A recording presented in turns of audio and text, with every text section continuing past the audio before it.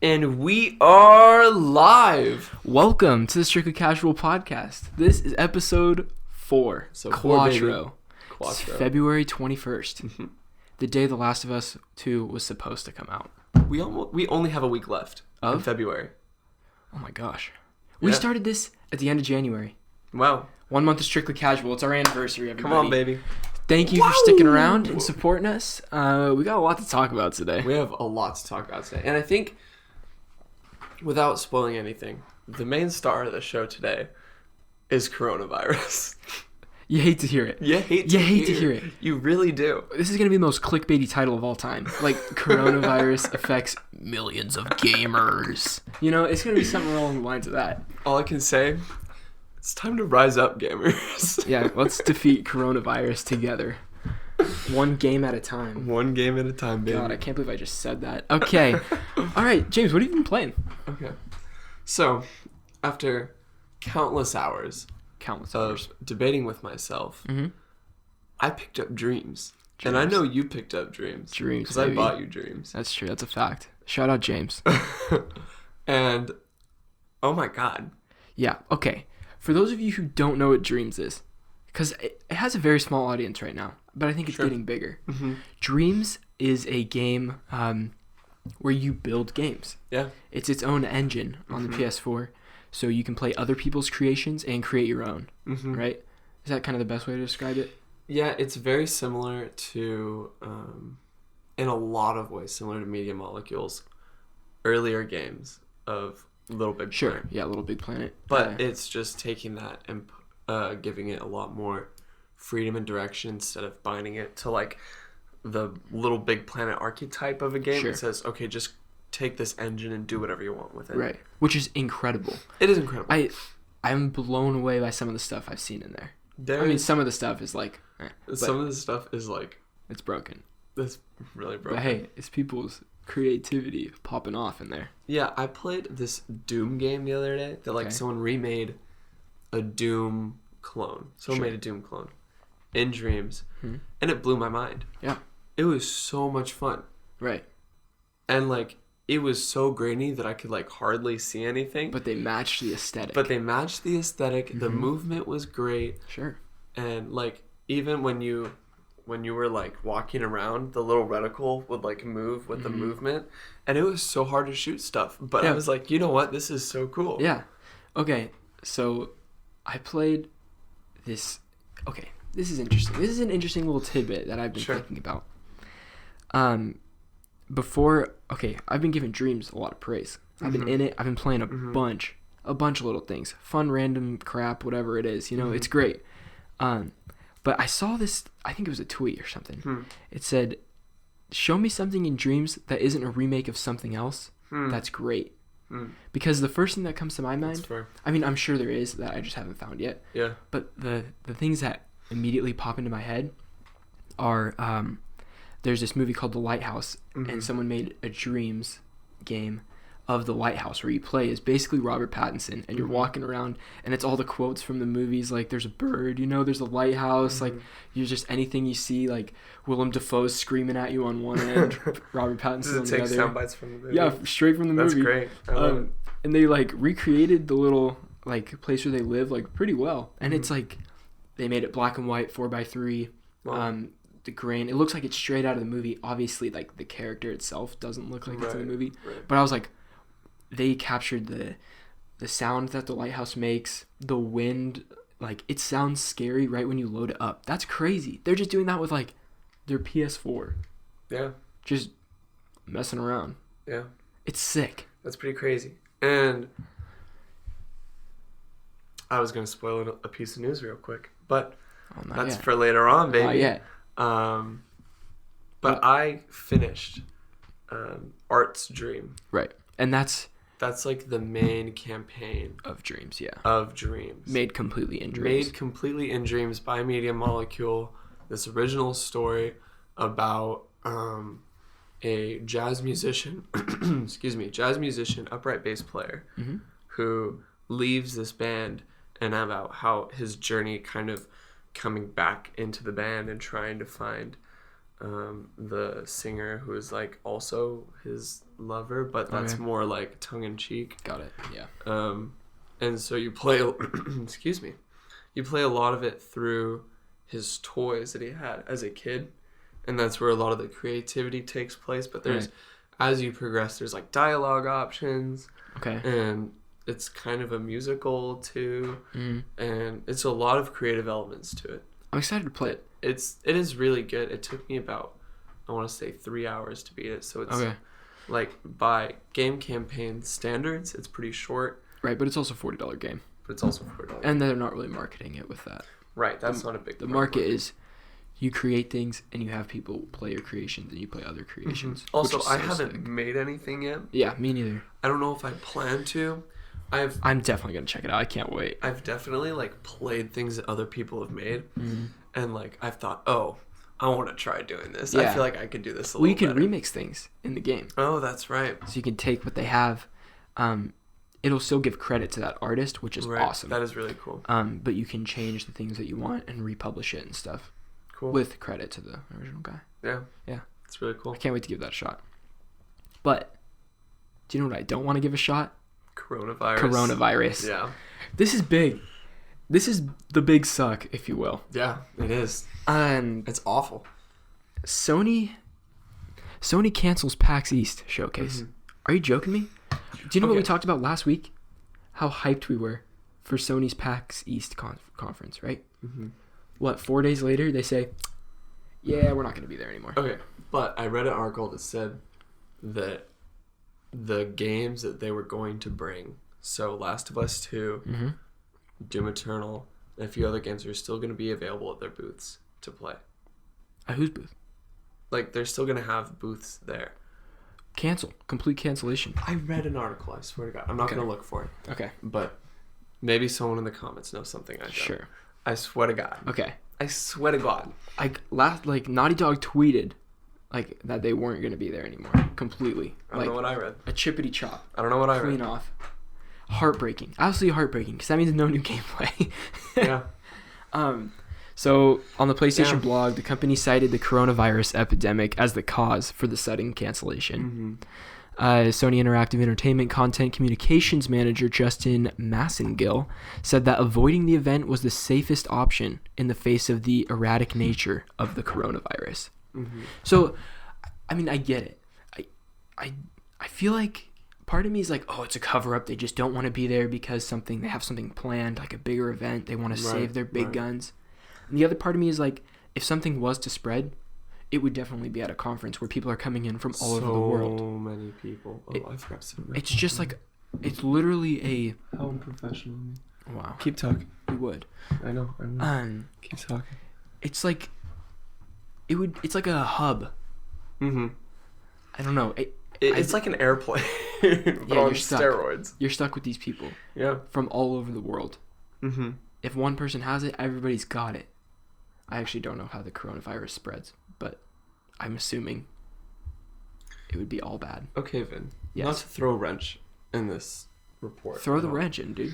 But according to Jason Massengill from the PlayStation blog. Right.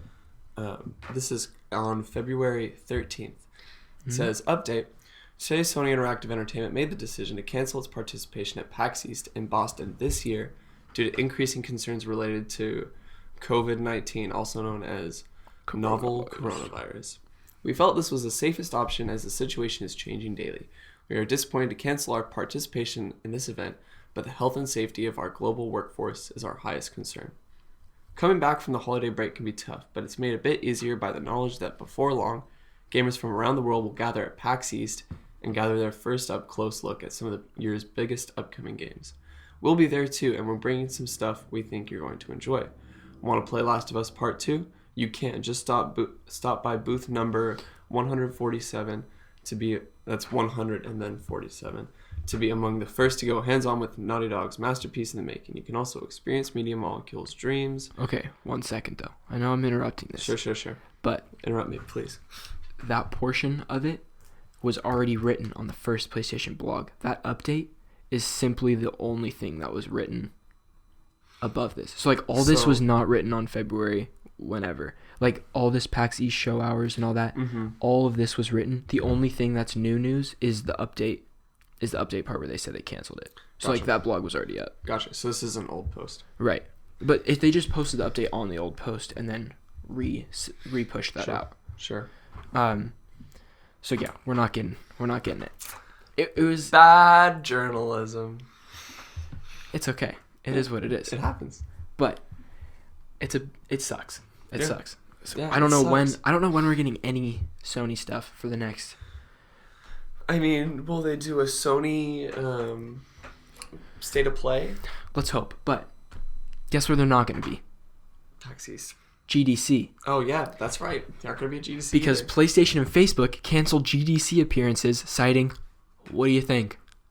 Coronavirus. This is from Christopher Dring at gamesindustry.biz. It's taking over.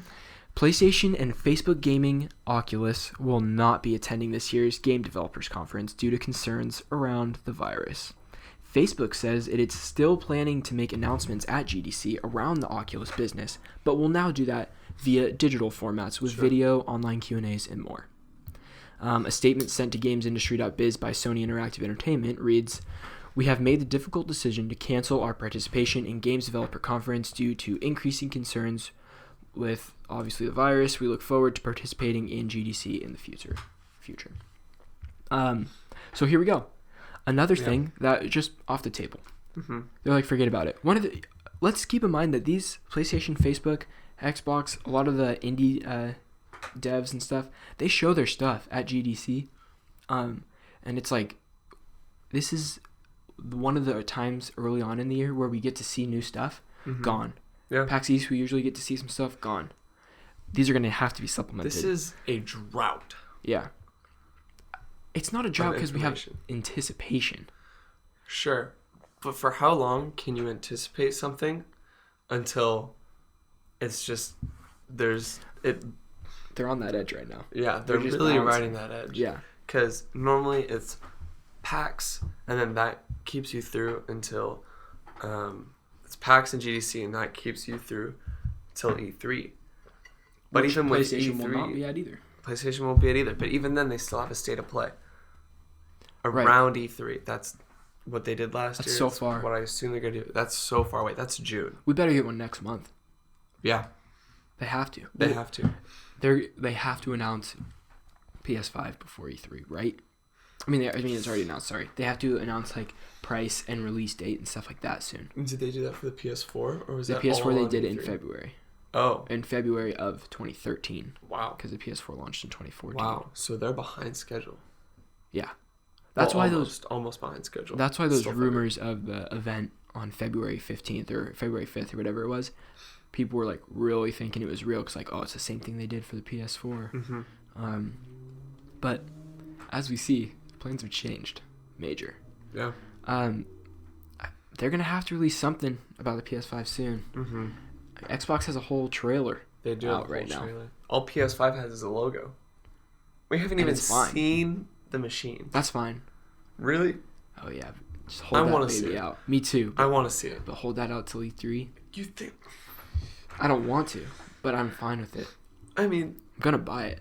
I think GDC or PAX could have been like, no, I don't think it could have been perfect reveal for it because Xbox did theirs at the Game Awards, which is like a widely televised big consumer event. And none of these are really televised or anything. Right. Do you think? Okay, so E3 would make sense, but they're not going to be there. So maybe a state of play around E3 would have to. I think we'll get a state of play thing about the PS5. We have to. Yeah, we have to, even if it's a 5-minute thing. Even if it's just a 5-minute thing. God. Yeah, so that's that. That's the coronavirus. Yeah. Just squashing everybody's plans. Yeah. Then again, this could be a total cover for some of these. No. I want to believe that this is like some sort of conspiracy. I don't think that so. That they have something really big that they're planning. They're like, oh, we can't show up because of coronavirus. But no, I don't. I hope. I hope and pray. Sure, I'll hope too. I'm right there with you, Ben. But I don't think that's the case. Probably not. You're probably right. It's tough. It's tough. It really is. It's a dry season for gamers. We got Dreams. But Final Fantasy VII's coming out. I don't think Dreams is for everyone. No, definitely What's the release date for Final Fantasy VII? It's in 7 weeks. Okay, but that's also Doom Eternal, right? Oh yeah, that's right. They're launching right next to each other. Mm-hmm. Yeah, I guess the first couple months are a little dry, but it doesn't matter. I got a backlog. Yeah, I got backlog. I got to get through my PS4 backlog before the PS5 comes out. I got to finish Red Dead 2. Yeah, you do. Yeah. Incredible game. Yeah. I want to beat Horizon Zero Dawn. God. And I want to do the Modern Warfare campaign. Great campaign. Because I heard that's great. It looks beautiful. And I can finally get those damn operators. Yeah. Yeah, you can. Because, God knows, all I play Modern Warfare for is to get customization items. Yeah. Rust. Mosh pit. Done. Yep. All day. Yeah. Unless it's like the operations where you have the like game mode specific ones. Yeah. Domination, ground war. Yeah. Good stuff. All right, what do we got next? Rainbow Six Siege confirmed for PlayStation 5, Xbox Series X. So this is a big deal because Rainbow Six Siege is a fairly old game. Yeah, it's been out at least 5 years. At least 5 years. But it also has this huge following. People still play it. I have friends back home who are really into it. Mm-hmm. We can't play it here because of our stupid NAT type. Yeah. But strict NAT type. Gang. But, God. So this comes from Chris Priestman at IGN. Roy Del Val, the game's product manager. Another epic name. Yeah, wow. It really is. Made the announcement yesterday on the final day of the 6th Invitational 2020 playoffs in Quebec, Canada. What is that for? The Invitational playoffs? Rainbow Six. Rainbow Six. Invitational. See, okay. I'm like, what is... When we look at the amount of stuff that the team can work on today, there's no doubt that this is the right choice to go into the future with full confidence for Rainbow Six Siege. And this is a bit of a soft announcement, he continued. Oh, this is all in quote, by the way. Yeah. But it's allowing us to work for next gen, so we are aware on next gen in the coming years. End quote. There's no date as to when Rainbow Six Siege will launch on PS5 and Xbox Series X has been given yet, but Ubisoft is aiming for the launch of the consoles. The developer also wants to avoid fragmenting the community and told Windows Central that the next-gen versions of the game will have cross-gen multiplayer with PS4 and Xbox One. So, that being said, okay, I think this points to, along with what we've heard from Dreams, is or Media Molecule, is that I don't think they're going to re-release games for next-gen hardware because there's backwards compatibility. Right. And I think that the benefits of the new hardware will carry over. Hopefully, yeah. To current gen games. Right. Yeah, I was thinking the same thing when you were reading that. It's like, oh, awesome. We're getting this game that people love, bringing it to the next console, more incentive for people to play. Right. But then, yeah, as you were reading it, I was like, huh, they already announced that, like, all these PS4 games, well, not all of them, I'm assuming not all of them, right, but most of them will be coming to the PS5 anyway. So, like, it's exciting that the developer or the community manager, like, confirmed this. Right. And it's exciting for Rainbow fans. But hopefully we're getting anything we play on the PS4 that we could play on the PS5. This is interesting, though, because up and coming is the Rainbow Six Quarantine. Right, new game. Completely new game. New game complete. So yeah. My question is whether they, like, expect that to compete with Rainbow Six Siege. I think they're different games. Different games, different audience? I mean, there's going to be overlap for sure. Yeah. But I think Rainbow Six Siege has that. It has so much going for it right now. As in, like, it's got the competitive side, the esports side, the casual side. If you've been in it for like a number of years or whatever, you're pretty dedicated to it. Like from the people I've talked to. Yeah. They'll keep playing it until they stop updating it. So they'll keep playing on the PS5. I kind of want to get into it, but we can't play it. Yeah. I mean, it's fun. It's got some cool... I can see the appeal. Sure. I don't know if it's really for me because I'll never be able to get that into it where I'm good. And people are really, really good. People are really, really good. It's like Fortnite. It's like a part-time job if you want to be good at it. You know what I mean? Yeah. And nobody has time for that. Yeah. Absolutely Games nobody. Games is a service, man. Yeah. Oof. Yeah. Oof. Okay, can I do this one? Oh, yeah, you can do this one. Wait. Okay. I'm so excited that you're excited about this. There is a patent that was released for a new Sony VR controller with, ready? Here's the kicker. Finger tracking. So, akin to the Valve Index, these controllers, let me just read the patent. This comes from Jamie Feltham from Upload VR. The patent for a controller device outlines an input mechanism for a home use game machine, just means a console, that detects movement of a user's hand. Not only that, but the kit features a plurality of sensor units that detect the fingers of the user.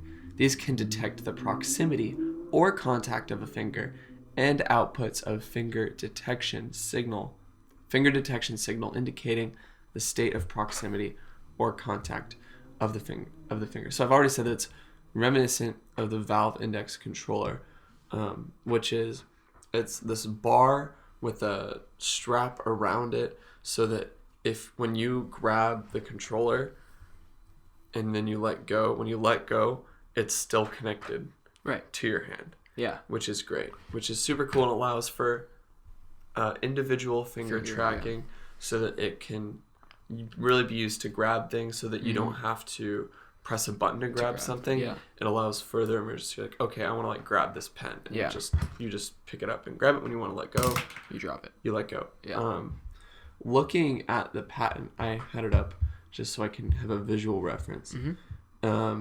It seems to have almost like a trigger for the index finger that's not on the side like a Oculus Quest controller, or that's the grab button for the Oculus Quest controller, but it has a trigger and then it has 4 face buttons in the same layout as a Move controller, and then in the middle it has what either looks to be a bigger button, but I think it's an analog stick. So I think it looks more like an analog stick. From these pictures, and this is from uploadvr.com, you can find all the pictures and everything. It looks terrible, in my opinion. It looks But this awful. is just patent. Right, it's just a patent. I know it's just just the technology, but it looks like a block of wood, like a 2x4, and they shaved out the side and put a strap on it. That's what it looks like. Yeah. It's not the sleek, sexy Sony that we know and love. But PSVR 2, that's what matters. And I think this bar right here, so if you take the 2x4 on the front of it where you would wrap your hand around, there's a little bar. 2x4. I mean, that's the easiest way to put it. There's a bar, and it looks like when the fingers rest on that bar, and it looks like that's going to be like a heat thing or something. Like a heat sensor, which is, it's kind of a disappointment. They'll figure it out. They'll figure it out. They'll put something on top of that where you won't even notice. It'll make it look all good. It'll be fine. But another thing that this article begs to mention is this is not for PlayStation VR, but for another iteration of PlayStation VR. So this one entailed PlayStation VR 2. Let's go. Yeah. Let's go. I just want it even better. It'll be better. Yeah. PS5? What do you think? Yeah, it has to be PS5. I mean, I don't think they'd release another Oculus. They might do it with the launch, but no, I don't think they will. Okay, hold on. I don't think they will. I gotta ask. Sure. Do you think that the PSVR, our first guy, the guy that's out, do you think it'll be usable on the PS5? I think it would be stupid. I think it will be usable, but that's also assuming that the PlayStation Eye camera is going to be able to plug into the PS5. Sure it will. Sure, why not? Yeah. But I hope... Well, hey, some of those rumors said there's going to be an eye camera in the box of the PS5. Okay, so my hope is that the PlayStation VR 2 would not be contingent on a PlayStation Eye camera. Right. You want VR that is not restricted. You just put on the headset. Right. That's what I want. Put on those... Well, okay, if it requires one connection to the box to have processing power, I'm fine with that. Yeah. But I don't want one camera defining my range of movement. Yeah. Right? Oculus Quest is great because you can set it up in any room and you don't need to be a certain distance away from any TV or anything. Sure. But it's just self-sustaining cameras. Yeah. That's sweet. That's sweet. I really hope that's the goal. That's the hope. That's the dream. But let's face it. Yeah, VR, I think I said this before, is like drones right now. Yeah. It's like we're at the beginning of this technology, and it gets so much better every single year. I could never feel comfortable in my purchase buying a VR headset because I know that another bigger one is coming right around the corner. A bigger, better one. Yeah. Yeah. That's how it is. That is... What's the word I'm looking for? I don't know. Commerce. That's how you capitalism, do it. That's baby. Capitalism. All right. Let's reset the camera. We'll be right back. Yeah. No Man's Sky, baby. This is a report from GameSpot from Richard Wakeling. But it's all over the place. It's all over the place. Yeah. It's got a sweet trailer and everything. It's got a sweet trailer. No Man's Sky Living Ships it's got update. A sweet trailer. God, this game resurrected from the dead. Yeah. From the deepest depths of death. If EA can do to Anthem what No Man's Sky did, God bless him. God bless him. All right, so this is the first free update of 2020 for No Man's Sky, titled The Living Ship. This latest update gives players a new way to traverse across the universe by hopping aboard sentient creatures. Braxton Zenobio.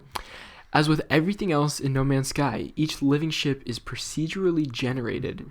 They can't be upgraded like a traditional ship, but each one is born with a unique set of internal organs that determines their abilities. That's so sick.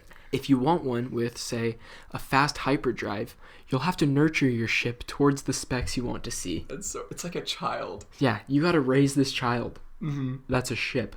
Amazing. So you can fly around. Now, I don't see this adding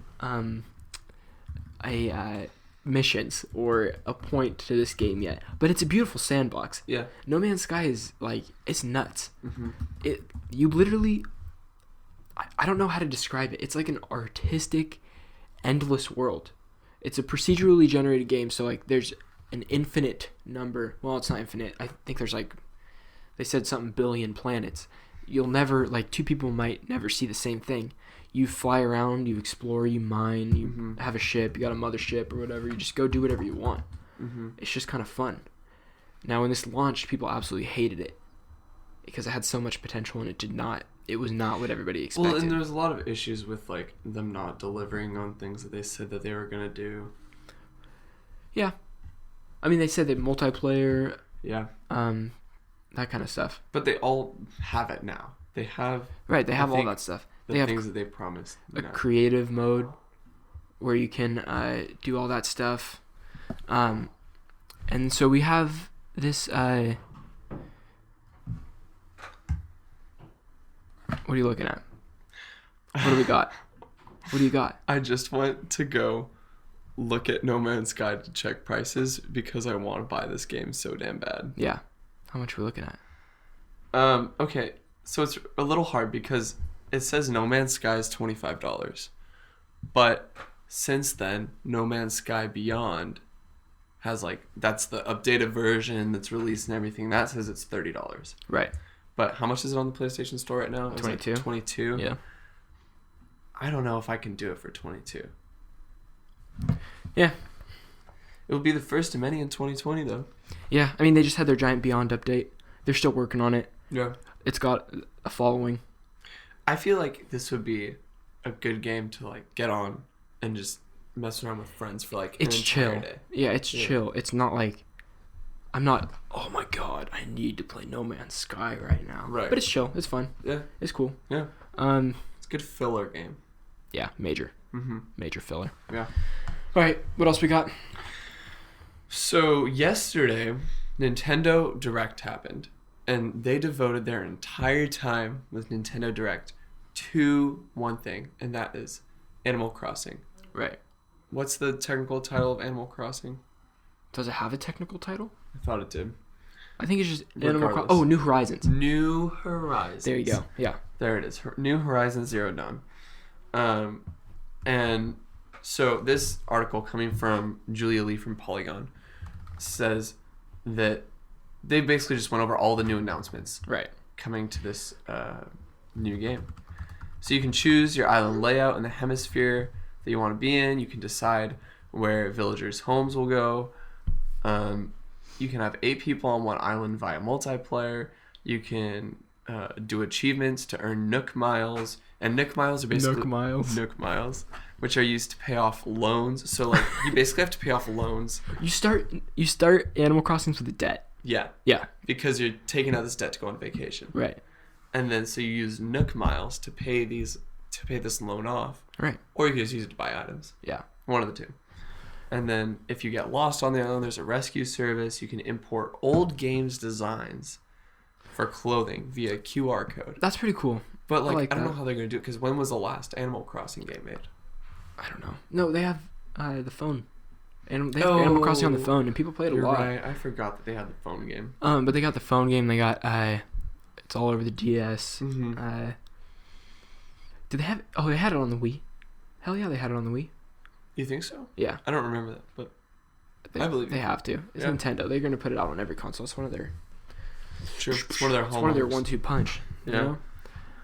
So that's cool. Yeah. It looks fun. I won't buy it for $60. I for sure will not. I couldn't do it. Because it's not that enticing to me. No. If it goes on sale for $10, you bet your bottom dollar I'll be buying Animal Crossing. Have you played an Animal Crossing game before? I played Animal Crossing on the DS quite a long time ago. The DS Lite. I had one of those little black flip up ones. You know, you put the card there. You got the Game Boy slot on the bottom. Oh yeah. Just grinding. Yeah. I did. But I don't remember much about it. I don't have great memories of oh my gosh, Animal Crossing. Do you know what my memory of Animal Crossing has been? Hit me. Okay. So back in the day, back when I was a wee lad, when I had my first console that I think I actually played consistently was a GameCube. Okay. And so I had Animal Crossing on the GameCube. Mm-hmm. I remember putting in that bad boy, and I walked around for probably about 10-15 minutes. And this was when I knew I was going to start to become a critic. A critic? When I said, I played the game for 15 minutes, and I didn't know what to do. So I said, I'm returning this game. Wow. You're the worst. That was like me with Shrek the video game. Except I bought that at full price as a kid, and I remember trying to return it at GameStop and literally crying because they would not buy it back for full price. As a kid, $1 is $100. So when you buy Shrek the game for $30 and your bank account's wiped out and you try to return it and they only give you $2, it broke my heart, James. I'm not gonna lie. That's probably emotionally scarring in the top 10. Learned a lot about life that day. 1, don't buy a Shrek video game. 2, save your money. Oh my god. Just save your money. Just save your money. Yeah. I'm glad I got to air that one out. One time, I got a game. It was called Custom Robo for the GameCube. Holy shit. What a great game. Yeah? What a great game. I loved this game. Okay. But it took me until the second time of me. So I played it originally. I said, I don't know what to do. I'm returning it. Yeah. And then I bought it back a year later. Okay. And then just played the whole thing through. Sure. And I loved it. It was just, you weren't feeling it. I wasn't feeling it the first time around. I need to pull up screenshots for this but this is a great game. I didn't finish the information on Animal Crossing. Sorry, we went on a tangent. What else we got? There's also decoration from an overhead view of your house, so you can just look at it from bird's eye view. Cool. You can terraform the entire island. Awesome. They have protection for griefing, so you can determine what people who enter your island can and can't do. This is awesome. I like this part. This is cool. Yeah. This is it's kind of like Minecraft, how you're this person But Animal Crossing. You can build trees. Yeah, plant trees. That's all. That's all you can do. And they're adding free updates to add holidays in the future. Cool. I do know a couple people that will be 100% picking up Animal Crossing on day one, and I hope the best for them. This is Animal Crossing. I really do. Look at this. That's Custom Arena. That looks familiar. Okay, so we have also Metroid Prime 4 Studio hires another Super Lucky's Tale designer. Explain that one to me. Okay, so Metroid Prime 4. Metroid Prime 4 is a game that has this huge cult following. Everyone. I don't even know if it's cult following. It's just mainstream. It's just a major following. Yeah. Great games that we've been wanting this game for so long. Because Metroid Prime 3 was back on, I want to say, the Wii. Yeah. The Wii. And, oh my god, this is huge. Okay, so, the development for this game is so out of whack. Okay.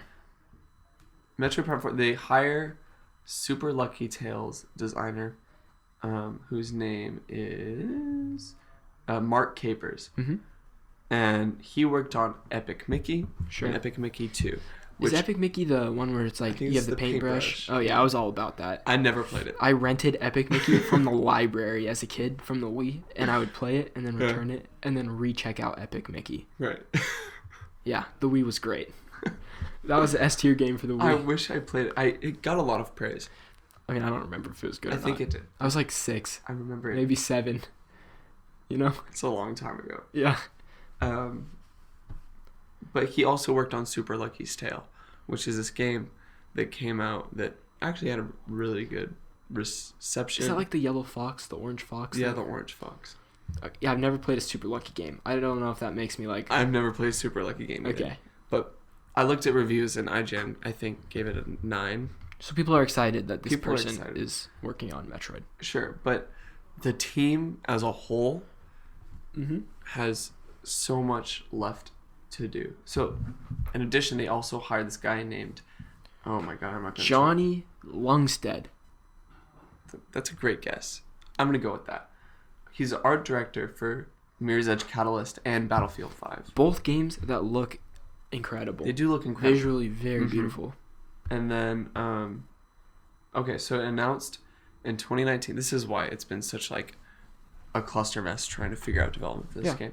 So they announced in 2019, so last year, they announced that they were restarting development For Metroid Prime. for Metroid Prime 4 because they weren't happy with it. We're never getting this game.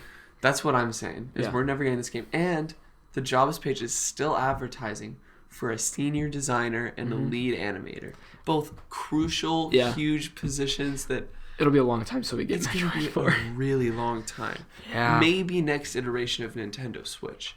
Oh, God. That's what I'm thinking, because it just doesn't look like it's going to happen. Yeah. But... If it takes, 2-3 years to make a good Metroid title? Maybe more. And they don't even have a senior designer or lead animator? I'm sure they have, like, assets, though, that they won't have to create anymore. Oh, yeah. They have...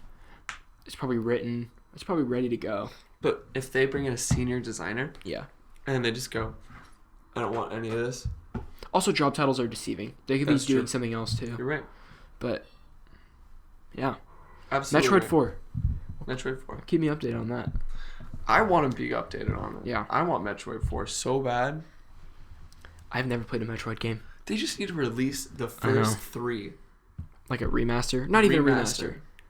No, I would take either or, honestly. No, Metroid Prime is on the SNES thing you can play on the Switch. No. That's original Metroid. Yeah. Metroid Prime. Oh, okay. We need the Metroid Prime games. Got it. The 3D first-person shooter. Yeah. Yeah. Yeah, I haven't played it.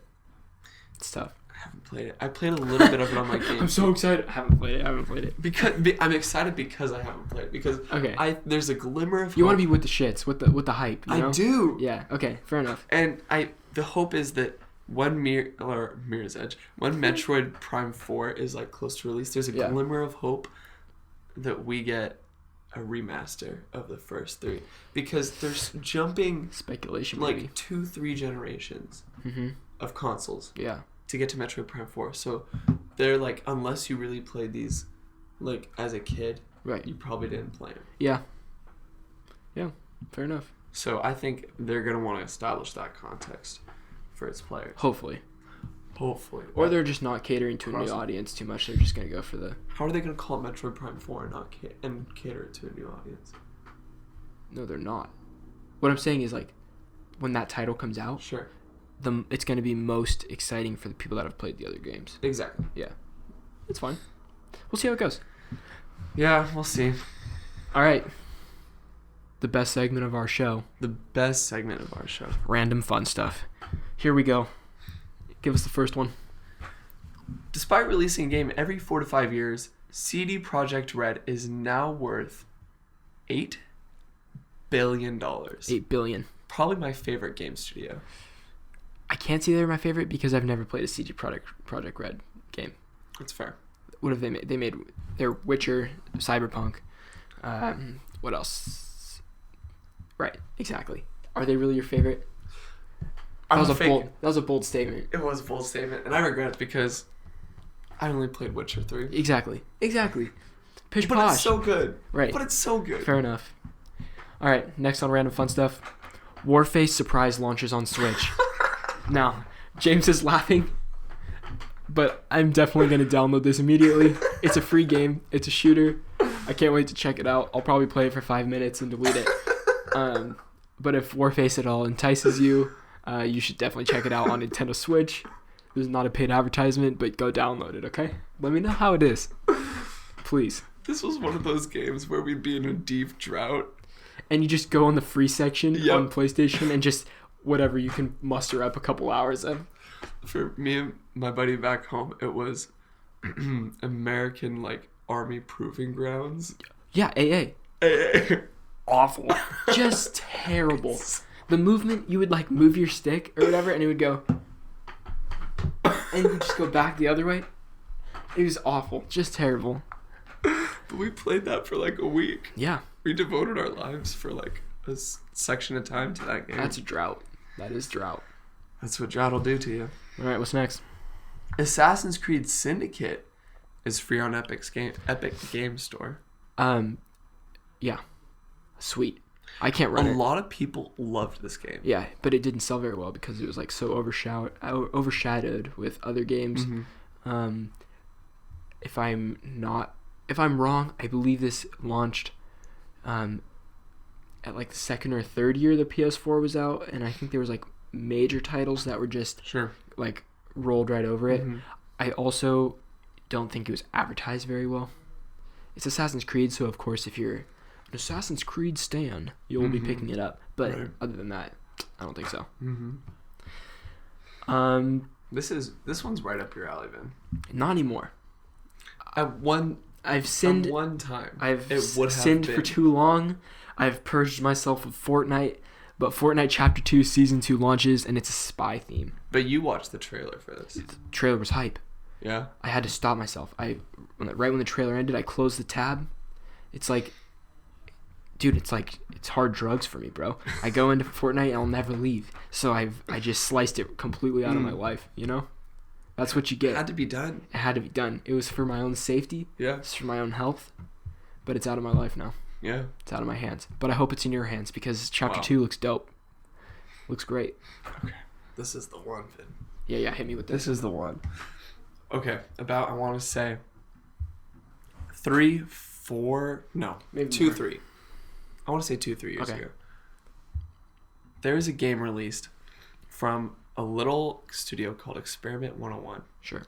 Called Biomutant. Yeah. And this was one of those games. No, just a trailer was released, not the game. Yeah. Sure. Yes. Thank you. A trailer was released for Biomutant. Mm-hmm. And this game was this. It came totally out of nowhere, and it was just this third-person RPG game. Yeah. Where you played as this like cat-looking guy. Sure. Who has he has guns and he has a sword, and there's all these like gameplay elements where like you have like weird powers and abilities, but also like you can build things. Right. Like and like there's one part of the trailer where he's like in a mech, like going through some water, and the customization is like super in depth, and just like it came out of nowhere and just blew my mind. Yeah. And people started to wonder, they're like, is this game even still in development? Right. But just recently, there's been a lot of radio silence. But just of the 18th, as of the 18th, Experiment 101 released a statement that said, quote, "We know many of you are wondering if the game is still in development. Like me. Let us assure you that we've never been working harder and more focused on it than now. We are doing everything we can to make this the best game all of us have ever worked on, and that it will be as entertaining and great as we can possibly make it. We can only hope for your continued support and patience as we complete the final stages of its development. As some of you might understand or know, the work involved in finishing a game is long, challenging, and unpredictable. The sheer magnitude, size, and length of Biomutant adds to said effort. We will reveal the release date as soon as everyone in our studio feels confident about hitting that date and that the game is ready for it. Again, thank you for your understanding and for your continued support and enthusiasm for our game. From Cool. us at Experiment 101. Perfect statement.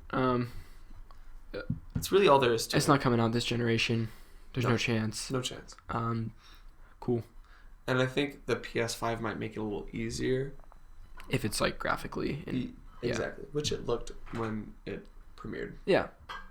So I guess we'll see about that one. We will see about that one.